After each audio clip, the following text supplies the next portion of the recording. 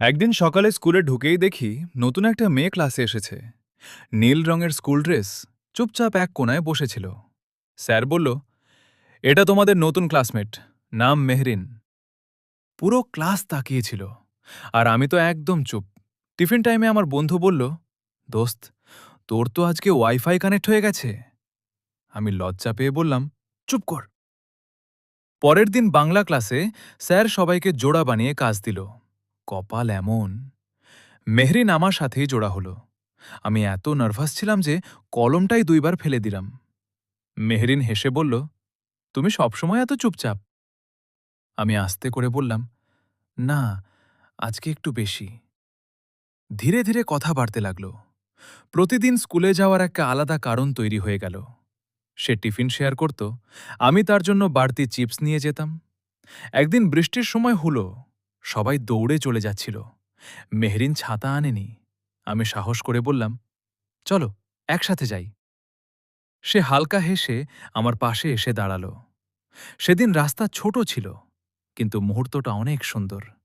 হাঁটতে হাঁটতে সে বলল, তুমি অন্যদের মতো না। আমি জিজ্ঞেস করলাম, কেমন?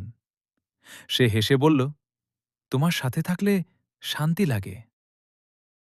তারপর থেকে প্রতিদিন সকালে স্কুলে যাওয়ার আগে মনে হতো আজকে ওর সাথে দেখা হবে। ক্লাসে স্যার পড়াতো, আর আমরা লুকিয়ে লুকিয়ে একে অপরের দিকে তাকাতাম। পরীক্ষার আগের দিন সে আমাকে বলল, ভালো করে পরীক্ষা দিও। আমি মজা করে বললাম, তুমি পাশে থাকলে ফেলও হাসতে হাসতে দিব। সে হেসে মাথা নিচু করল। পরীক্ষার শেষ দিনটা ছিল সবচেয়ে কষ্টের। সবাই ছবি তুলতেছিল, হাসতেছিল, কিন্তু ভিতরে ভিতরে মনটা খারাপ ছিল আমার। ছুটি হওয়ার আগে মেহরিন আস্তে করে বলল, স্কুল শেষ হলেও আমাকে ভুলে যেও না।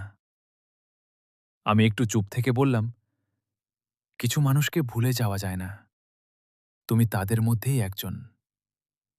সেদিন বুঝেছিলাম, স্কুল লাইফের সবচেয়ে সুন্দর জিনিস ছিল না ক্লাস বা টিফিন। সবচেয়ে সুন্দর ছিল একজন মানুষের সাথে তৈরি হওয়া ছোট ছোট স্মৃতি।